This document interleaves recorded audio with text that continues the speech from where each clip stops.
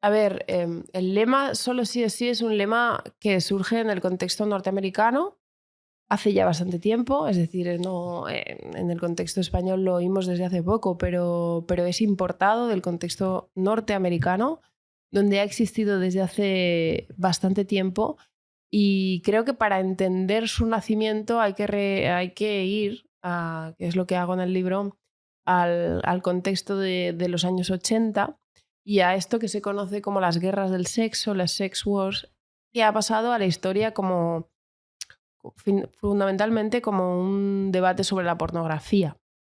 Pero en realidad, porque eso ha sido, digamos, como la polémica más famosa, en realidad era un debate mucho más profundo sobre el consentimiento, sobre la capacidad de las mujeres de decir sí o no libremente a los hombres, una vez que el feminismo identifica, evidentemente, que hay una relación de desigualdad de poder entre los hombres y las mujeres, ¿no? Entonces, ¿hasta qué punto se puede consentir libremente, decir que sí o que no a las relaciones sexuales heterosexuales, ¿no? En un contexto patriarcal? Este es el punto de arranque. Y en este punto de arranque hay, digamos, un feminismo que va a poner mucho énfasis en que no se puede decir que no, en que las mujeres no se pueden negar, en que es, no solo diría difícil, sino imposible la negativa a, a hombres que siempre son más poderosos.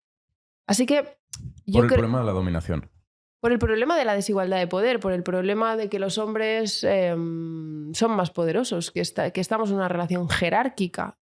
Y que por tanto, por ejemplo, esto de que cuando estás en una empresa tu jefe tiene más poder sobre ti y tiene la posibilidad de decidir sobre tu vida, pues le ocurre a las mujeres no solo en la oficina con su jefe, le ocurre en casa con su marido y le ocurre en realidad en el conjunto de la sociedad. Puestas así las cosas, parece que es difícil decir que no. Y por eso yo me retraigo a los años 80, porque está planteada así la duda de los años 80 y a partir de aquí habrá un debate del feminismo.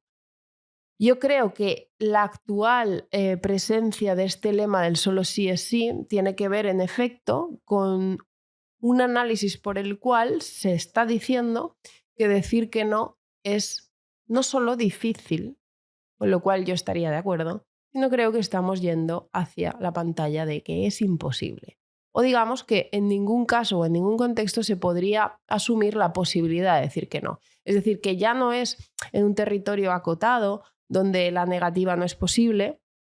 No sé, cuando estamos inconscientes evidentemente no se puede.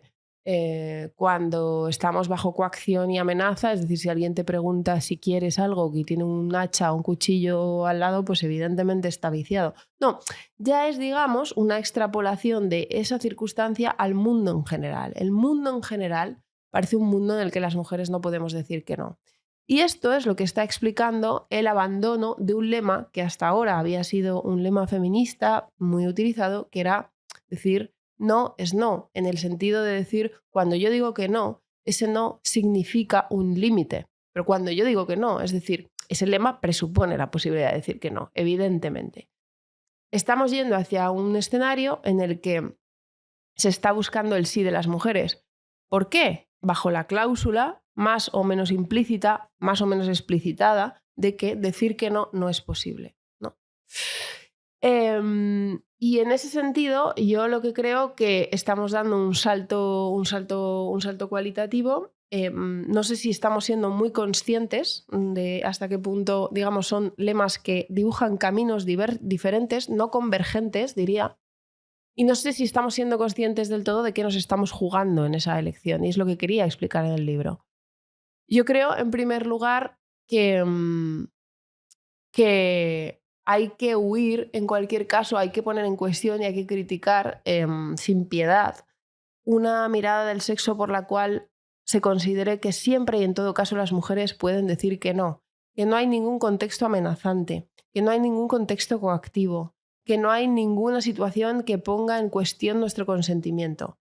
Yo creo que eso es lo que hizo el juez de la manada, ese que dijo que era un holgorio, lo que ahí pasaba, y que dijo que no había ningún problema de consentimiento y que en ese contexto no había ningún problema, que por qué no había dicho que no esa chica.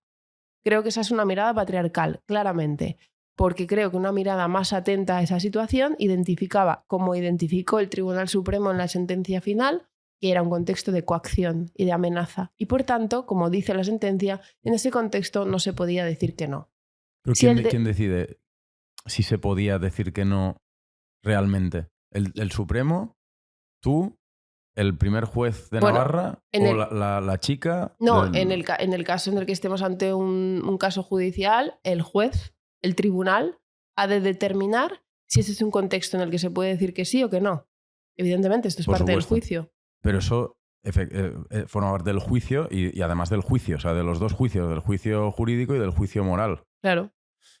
Pero el juicio moral, por desgracia, es súper...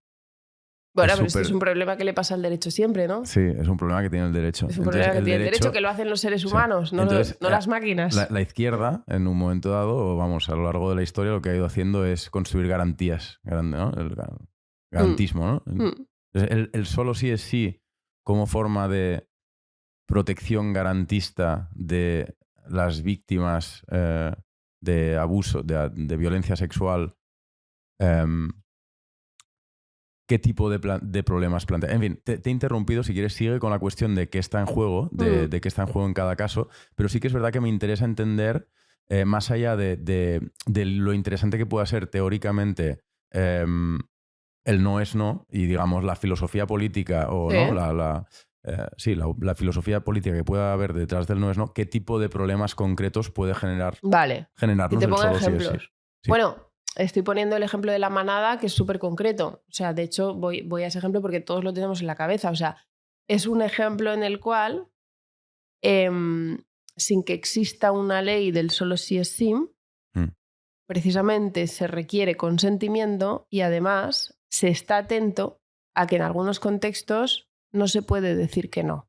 Y con esto lo que quiero decir es que cuando yo defiendo el marco del no es no, lo que defiendo es un derecho que en términos generales opere como si los seres humanos, incluyendo las mujeres, puedan a veces expresar negativas, decirse no quiero esto, en el terreno del sexo y en cualquier otro, y como si en determinados contextos particulares esa negativa estuviera imposibilitada y por tanto el derecho juzga bien cuando juzga bien el contexto que tiene delante. O lo que es lo mismo, que hay que contextualizar la sexualidad. ¿Vale? Creo que el problema del solo sí es sí es que en realidad nos invita a prescindir del contexto en la medida en la que dice en todo contexto y en todo lugar vamos a considerar que las mujeres no pueden decir que no. Vamos a considerar, por ejemplo, que en todo contexto un silencio es una negativa. ¿Vale?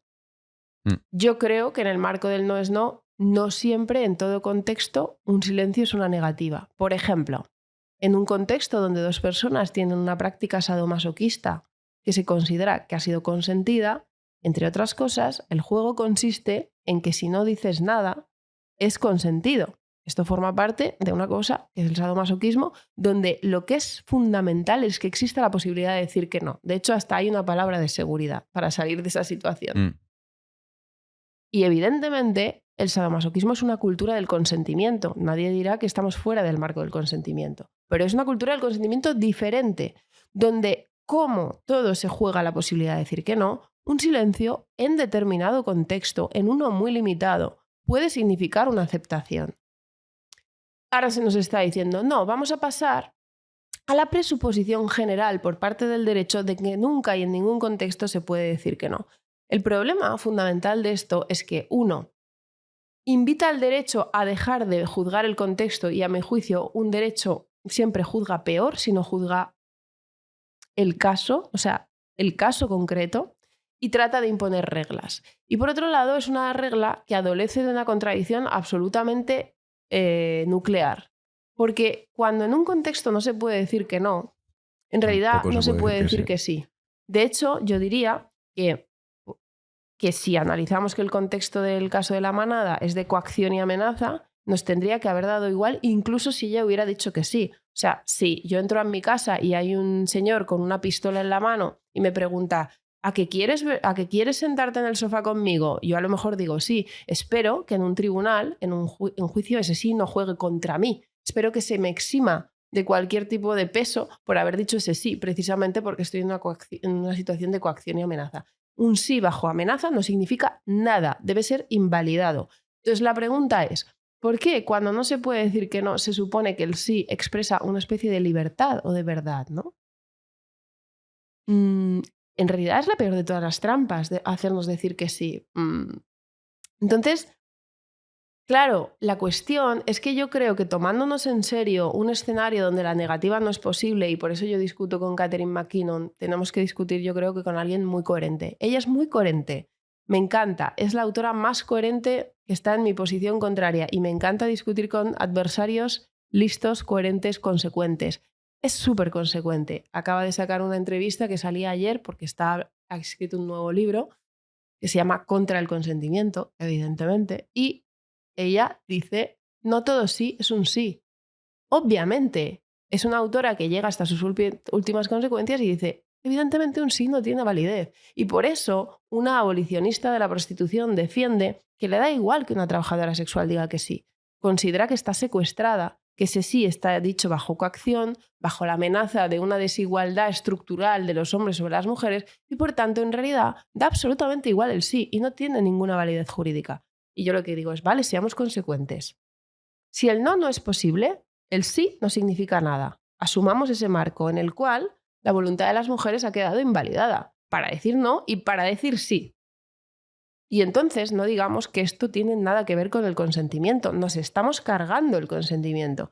Ninguna abolicionista que defienda que hay que establecer delitos contra el consentimiento de la mujer está en el marco del consentimiento. De hecho, está diciendo que hay otra cosa lo suficientemente importante como para invalidar el consentimiento. Es decir, que la desigualdad de poder masculina es tan grave, tan grande, que merece ser invalidado el consentimiento. Pero lo que está en el centro no es el consentimiento. ¿Cómo podemos estar diciendo el consentimiento está en el centro y diciendo, y teniendo al mismo tiempo, leyes que incorporan la negación del consentimiento de la trabajadora sexual, pero en la misma ley? O sea, esta contradicción es absolutamente clamorosa. Entonces, hay que desgranar qué estamos diciendo. A mi juicio, la teoría del consentimiento positivo no es ampliar el consentimiento, es restringirlo.